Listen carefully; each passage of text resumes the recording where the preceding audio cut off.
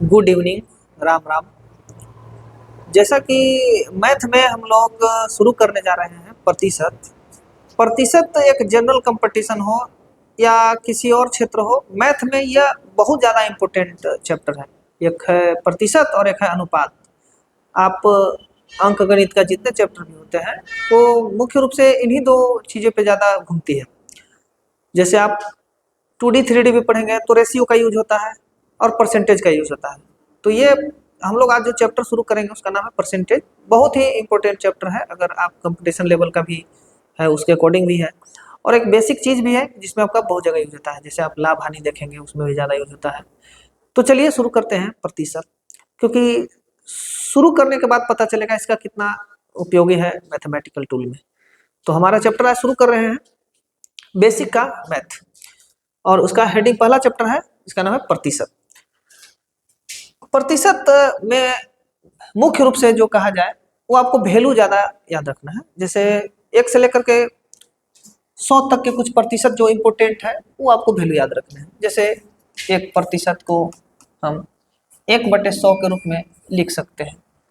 वैसे ही हम 2% को हम 1/50 के रूप में लिख सकते हैं, 1/50। इसका एक फ्रैक्शन वैल्यू कहते हैं, मतलब आप समझ सकते हैं इसका परसेंटेज का एक फ्रैक्शन वैल्यू है। आप 2% का है या 1/50 का है, दोनों एक इक्वल ही है।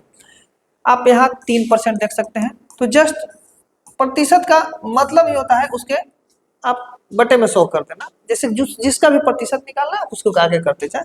4% का वैल्यू जो होता है 1/25 होता है। अगर इसको आप काटेंगे, जैसे 4% बाई करेंगे 100, तो ये कट के वही आएगा।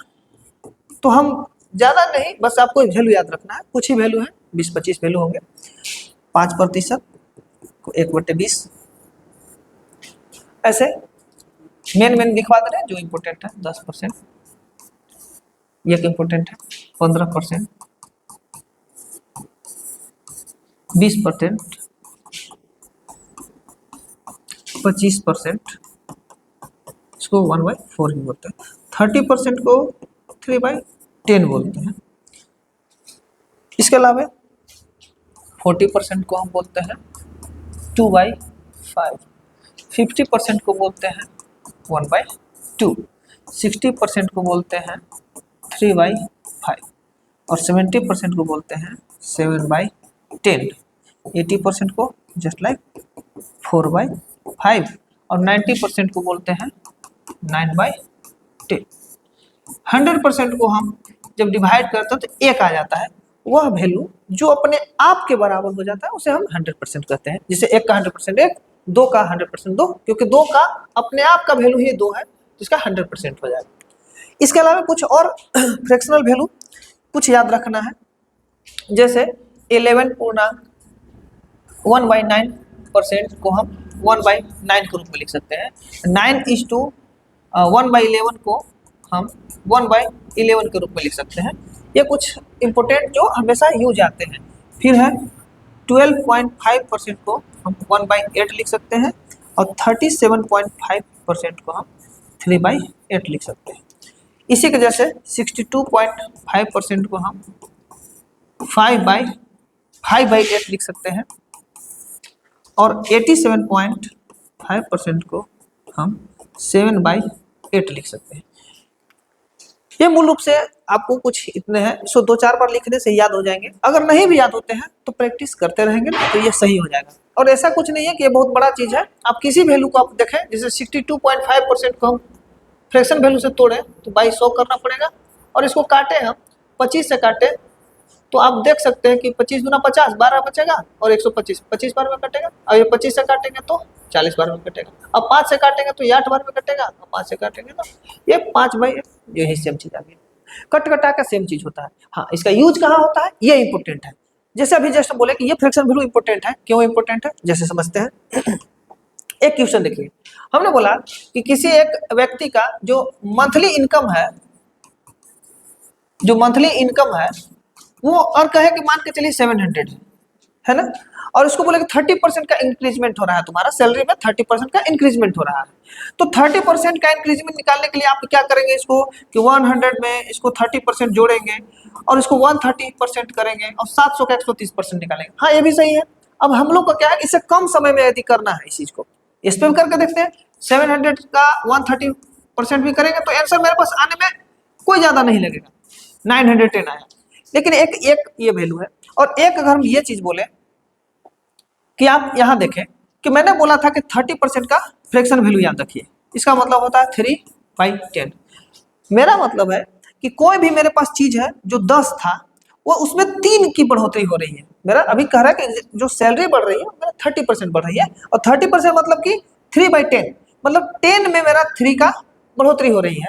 तो आप समझ सकते हैं कि मेरे पास जो पहले 10 था, मेरा इनकम जो मेरे पास पहले 10 था यानी 10x था, वो बढ़ करके 3x यानी कि 13x हो जाएगा। ये समझ रहे हैं। अगर हम बोले कि ये चीज आपका पहले सैलरी है, ये मेरा बाद का सैलरी है, और ये पहले का सैलरी जो आपको दिया हुआ है वो 700 दिया हुआ है, तो कितना अच्छा है कि 10x बराबर 700 यानी कि x का वैल्यू कितना आएगा, 70 आ गया। तो 13x का वैल्यू इसमें करना होगा, 70 से गुना कर देंगे, 910 आ जाएगा। ये आउट ऑफ माइंड में चला जाएगा, मतलब इसको बोर्ड पेन पेंसिल करने की जरूरत नहीं है। अगर इसका उल्टा दे दे, अगर इसका उल्टा दे दे कि कहे कि मान के चलिए आपका सैलरी 910 हो गया है आफ्टर इंक्रीजमेंट ऑफ 30%, 30% के इंक्रीजमेंट के बाद आपका सैलरी 910 रुपया हो गया है, तो हम बोलेंगे 30% का आप फ्रैक्शन वैल्यू लिखिए, लिखे आप, ये आ गया 3/10। अब इसमें कह रहे हैं कि इंक्रीजमेंट के बाद हुआ है, यानी कि मेरा पहले सैलरी अगर 10x था, यानी 10x यहां से लिए, तो अब मेरे पास बढ़ के 13x हो गया होगा, यही ना हुआ होगा मेरे पास। तो मेरे पास अगर पहले 10x था, अब मेरे पास 13x है, मतलब सैलरी के बढ़ने के बाद मेरा सैलरी अगर बढ़ने के बाद 910 हो गया है, तो मेरा पहले का सैलरी कितना होगा, ये भी तो पूछा जा सकता है उल्टा। चलिए ठीक है, अगर सैलरी बढ़ने के बाद मेरा 13x हुआ है और घटने के बाद मेरा 10 है, तो कह सकते हैं 13x का वैल्यू 910 है, और इसको अगर काटे तो यही x की वैल्यू 70 आएगा, और उसी 70 को हम यहाँ रख दें तो 700 आ जाएगा। यानी फ्रैक्शन वैल्यू याद रखने से हमें क्या होगा कि छोटी छोटी जो कैलकुलेशन जो होंगी वो आसानी से हमारे मतलब काम आएगी। यही पे नहीं, और अभी समझिएगा कि किसी का अगर मान के चलिए, अगर हम बोले कि अगर 400 का कोई आइटम है, कोई भी सामान है, उसमें बोले कि 25% का इंक्रीजमेंट हो रहा है। अब आपको याद है कि 25% का फ्रैक्शन वैल्यू 1/4 है, मतलब आप ये सोच सकते हैं कि हर 4 में इसका 4 में 1 का बढ़ोतरी हो रहा है, यानी कि मेरे पास जो आइटम का रेट है वो 400 है और 25 का इंक्रीजमेंट हो रहा है, मेरे 4 में 1 बढ़ रहा है, मेरे पास पहले 4 है और 1 बढ़ रहा है तो मेरे पास 5 हो गया। इस चीज को बेसिक समझना है कि मेरे पास कोई चीज 4 है और 1 बढ़ रहा है, यानी 4 से बढ़ के 5 हो गया। मेरे पास 4 है, वो 4 का वैल्यू मेरे पास 400 दिया हुआ है कि मेरे पास चीज जो है वो 400 का है और मेरा बढ़ के 4x से 5x हो गया है, तो यानी x का वैल्यू 100 आएगा, तो बढ़ के मेरे पास 5 का वैल्यू कितना हो जाएगा, गुना कर देंगे तो 500 हो जाएगा। अच्छा, ये कॉपी पे करना और किताब पे या कहीं जगह पे करने का नहीं, ये माइंड का चीज है। फ्रैक्शन वैल्यू होने से क्या होगा कि आपके हर एक चीज से पहला कैलकुलेशन गायब हो जाएगा, और कंपटीशन में क्या होता है कि कम समय में इस चीज को ज्यादा जल्दी बनाना पड़ता है। ऐसा नहीं कि इतना इजी क्वेश्चन आता है, लेकिन हर क्वेश्चन का जो पहला स्टेप होता है, एक स्टेप ये भी तो हो सकता है उसमें होगा, तो ये कैलकुलेशन से आपका क्या होगा कि इजी हो जाएगा। तो एक बार फ्रैक्शन वैल्यू जो हम लिख रहे हैं उसको आप कैरी करके आप पूरा 2-3 बार लिखने का कोशिश है, जो मेन है। जैसे 1% का फ्रैक्शन वैल्यू हमेशा याद रखना चाहिए 1/100, 2% का फ्रैक्शन वैल्यू 1/50, 5% का 4% का फ्रैक्शन वैल्यू 1/25, और 5% का 1/20। अगर हम 10% का बोले तो हो जाएगा 1/10। अगर हम वही 12% का बोले तो 3/25। अगर हम 15% का वैल्यू बोले तो मेरे पास हो जाएगा 3/20, और क्या है 20% इसका वैल्यू हो जाएगा 1/5, 25% का वैल्यू हो जाएगा 1/4, और 30% का वैल्यू हो जाएगा 3/10। और जो मेन इंपॉर्टेंट है, जैसे 40%, अगर 4/10 भी करते हैं तो 2/5 आ जाएगा कट के, है ना। 50% का वैल्यू आ जाएगा 1/2, 60% का वैल्यू आ जाएगा। जैसे मैं 2 बार लिख रहा हूँ, ऐसे आप इसको 2 बार 3 बार 4 बार अपने से लिखेंगे तो और आसान हो जाएगा। 70% का वैल्यू 75% का वैल्यू, 80% का वैल्यू 4/5 और 90% का वैल्यू तो बोले 9/10। और कोई चीज 100% यानी कि अपने का बराबर होना यानी कि 1, ये वैल्यू 2-3 बार याद करना होगा। इसके अलावा भी मैंने 2-3 वैल्यू बोला था। 11:1/9 का परसेंट में करेंगे तो 1/9 और 9:1/11 भी करेंगे तो इसका वैल्यू हो जाएगा 1/11। अगर इस परसेंटेज का वैल्यू डायरेक्ट याद रखना तो जो इसका वही उसका परसेंटेज वैल्यू होता है।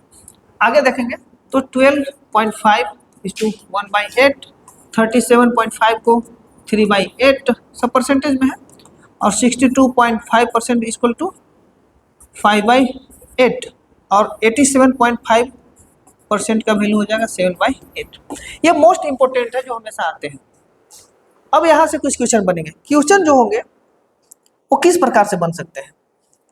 अगर बोलेगा कि मेरा कोई वस्तु है, मतलब कोई भी चीज है 600 है, उसका बोलेगा का 15% निकालने के लिए। अब इससे आसान है कि आप इससे भी निकाल सकते हैं, कोई दिक्कत नहीं है। 600 का मतलब गुना कर दीजिए और 15/100 कर दीजिए, इसका आंसर आ जाएगा 90। मैंने एक तरीका भी बताया था, अगर इसका वैल्यू याद है तो भी हो सकता है कि 600 का बोल रहा है 15%, इसका होता है 3/20, मतलब ये 20 टोटल ये 20 है, ये 20x है तो इसका 3 का वैल्यू पूछ रहा है, मतलब 20 टोटल है तो 3 का वैल्यू कितना होगा।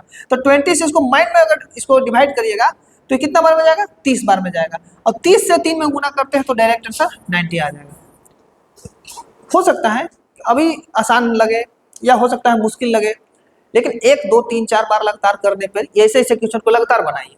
अभी मान के चलिए हम 600 का दिए, अब बोले कि 1000 का 11:1/9% निकालें, ये थोड़ा मुश्किल हो सकता है। तो बोले थे कि इसका फ्रैक्शन वैल्यू अगर याद रखें तो 1000 का अगर 1/9 ही निकाल दे रहे तो आंसर आ जाएगा। अब उतना परसेंटेज को करने की जरूरत नहीं रहेगी, तो ये हमारा आंसर आ जाएगा। अब जो होगा इसका वैल्यू आ जाएगा। आगे समझने का कोशिश करें। मान लीजिए 700 का हम एक बोलते हैं कि इसका 25% निकालें, तो आप 25% को अगर हम फ्रैक्शन याद रहेगा, अब इसका कैलकुलेशन करने के लिए इतना हम करने जाए तो उतना आएगा। उससे अच्छा है कि हम 700 का डायरेक्ट एक स्टेप तो चला गया ना, कि इसको काटने का जो मेरा एक स्टेप था वो तो खत्म हो गया ना, मेरा परसेंटेज वैल्यू याद है तो इसका हो जाएगा 1/4। अब जो इसका प्रोसेस करने के आंसर आएगा आ जाएगा, इसमें कोई बड़ा चीज नहीं है। ये प्रतिशत सिर्फ यही प्रतिशत काम नहीं आता है, लाभ हानि वाला क्वेश्चन में भी आता है। मान के चलिए बोलता है कि कोई 2000 के आपका प्रिंसिपल है और उस पर 10% का इंटरेस्ट है, 10%, और उसका बोला 5 साल के लिए किसी को हम देते हैं, आपका रेट ऑफ इंटरेस्ट ROI जो है वो 10% है, आपका प्रिंसिपल 2000 है और आपका टाइम पीरियड जो है वो 5 ईयर है। तो हम बोले कि 5 ईयर का अगर 10% है तो इसको डायरेक्ट मल्टीप्लाई कर दें, इसको 50% कर सकते हैं। इसको अगर हम क्यों हम लाभ हानि पे बनाएंगे इसको, या क्यों हम इसको ब्याज पे बनाएंगे इसका, अगर हम ब्याज पे पूरे या लाभ हानि पे बनाना होगा तो ये क्वेश्चन वहां पे भी आएंगे, तो ऐसे करके आपको बनाने पड़ेंगे। तो इसको हम देखें 5 साल में इसको 50% हो गया। अब 50% का मन में ही आपको वैल्यू याद है कि 1/2 होता है, यानी कि जो मेरा पैसा 2 होगा वो बढ़ करके 1 बढ़ेगा, उसमें 2 से बढ़ेगा 1 हो जाएगा, 1 हो जाएगा। मतलब मेरे पास पहले 2 था, 1 बढ़ेगा तो पहले 2 था, अब मेरे पास 3 हो जाएगा। तो 2 का वैल्यू मेरे पास 2000 है तो 3 का वैल्यू मेरे पास कितना आ जाएगा, 3000 हो जाएगा। तो ये इजी करने के लिए है, स्टेप को इजी करने के लिए परसेंटेज बहुत ज्यादा इंपॉर्टेंट चैप्टर है। अगर हम आप देखें अंकगणित में, अरिथमेटिक में, ये तक मोस्ट इंपॉर्टेंट चैप्टर है। एक परसेंटेज और एक रेशियो प्रोपोर्शन, इस 2 चैप्टर से लगभग सारे चैप्टर अटैच होते हैं। आप स्पीड टाइम डिस्टेंस पढ़ेंगे वहां पर रेशियो का यूज होगा, और रेशियो जस्ट लाइक परसेंटेज ही है, दोनों में ज्यादा डिफरेंसेस नहीं है। अगर हम बोले कि 3:4 मतलब ये कि 75% इसका याद रखेंगे। अगर कहीं कहता कि अगर किसी का स्पीड 75% किसी से ज्यादा है, मैं अगर आपका क्वेश्चन बोले कि ए का स्पीड, ए का चाल स्पीड जो बी से 70% मोर है मतलब इसका फ्रैक्शन वैल्यू अगर याद रहे 3/4, मतलब अगर इसका 3 है और इसका 3 ज्यादा है, इसका 70% ज्यादा है, अगर ए का हम बोले कि 4 है तो बी का 7 हो जाएगा, अगर इसका 70% ज्यादा होगा तो, क्योंकि 4 इसका और 70% ज्यादा है, 75% ज्यादा है, तो 75% का फ्रैक्शन वैल्यू याद हमको हो गया, तो वहां भी ये काम आ जाएगा। चलिए और भी सब इसका चैप्टर है, उसमें भी बहुत यूज होता है। तो मेन आपका है पहले जो वैल्यू याद करना। अब बहुत से क्वेश्चन ऐसे होते हैं जो सामने सामने आंख देखी बन जाते हैं, क्वेश्चन देखे और लगभग बन जाते हैं। सैलरी बढ़ना, सैलरी घटना, जैसे दो एग्जांपल है। मेरा मान के चलिए मेरा सैलरी 4000 था और मेरा आफ्टर इंक्रीजमेंट मेरा सैलरी 6000 हो गया। मेरा कोई सैलरी था तो मेरा 4000 था और आफ्टर इंक्रीजमेंट मेरा 6000 हो गया। अब हम ये बोल सकते हैं कि मेरा सैलरी जो इंक्रीजमेंट हुआ है मेरा 2000 हुआ है। अब हम ये 2000 जो हुआ है वो पुराने सैलरी का कितना परसेंट है, तो आप बोलेंगे सर इसका आधा बढ़ा हुआ है, इसका आधा, 4000 का आधा बढ़ा है। मतलब मेरे जो सैलरी पिछले साल था वो मेरे पास 4000 था, अब इस साल मेरा सैलरी 6000 हो गया है। तो हम बोलेंगे सर 2000 बढ़ा है लेकिन 2000 इसका आधा है, और आधा है इसका मतलब 1/2 है। तो 1/2 का फ्रैक्शन वैल्यू कितना अच्छा से आता है कि सर 50%। बिल्कुल इजी है। अब हम कह सकते हैं इसको बिना कैलकुलेशन किए हम बता सकते हैं कि मेरा पिछले साल जो 4000 सैलरी था इस बार बढ़ करके 6000 हुआ है, मेरा सैलरी इंक्रीजमेंट 50% है। पूरे चीजों को माइंड कैलकुलेटिव करते हैं। आप अगर इस माइंड से करने लगेंगे तो एक दो स्टेप गैप हो जाएगा। एक दो स्टेप गैप होने का मतलब है कि आप आगे जो आने वाली चीजें होंगी वो आसानी से कर पाएंगे। तो पहले फ्रैक्शन वैल्यू और उसका परसेंटेज वैल्यू दोनों अच्छे से याद होना चाहिए। और इस पे रही जो क्वेश्चन, वो कल लगातार इस पे कुछ क्वेश्चन लगाएंगे, 10-20 क्वेश्चन, और बिना पेन लगाए उसको माइंड से बनाने का कोशिश करेंगे। जब तक समझ नहीं आएगा तब तक बोर्ड पे भी बताएंगे, और जितना कोशिश हो सकता है इसको कंटिन्यू करेंगे। और डेली हम ऐसे कुछ वीडियो लाएंगे परसेंटेज का, 4 से 5 चैप्टर में पूरा हर एक टाइप का क्वेश्चन, मतलब इजी टू मॉडरेट, टफ भी। अगर टफ भी क्वेश्चन होगा तो इजी टू मॉडरेट के बाद टफ भी क्वेश्चन लाएंगे, और ये सब किसी क्वेश्चन को सॉल्व यही करेंगे। उसके बाद रेशियो प्रोपोर्शन आएगा, टाइम एंड डिस्टेंस आएगा, स्पीड आएगा, पाइप एंड सिस्टम आएगा। तो डेली वीडियो आते रहेगा। आज परसेंटेज से शुरू किए हैं और आज बेसिक बताए हैं, 4 क्लास में इसको भी खत्म कर देंगे। तो हम इंतजार करिए अगला वीडियो का। तब तक के लिए आपको धन्यवाद। शुभ रात्रि।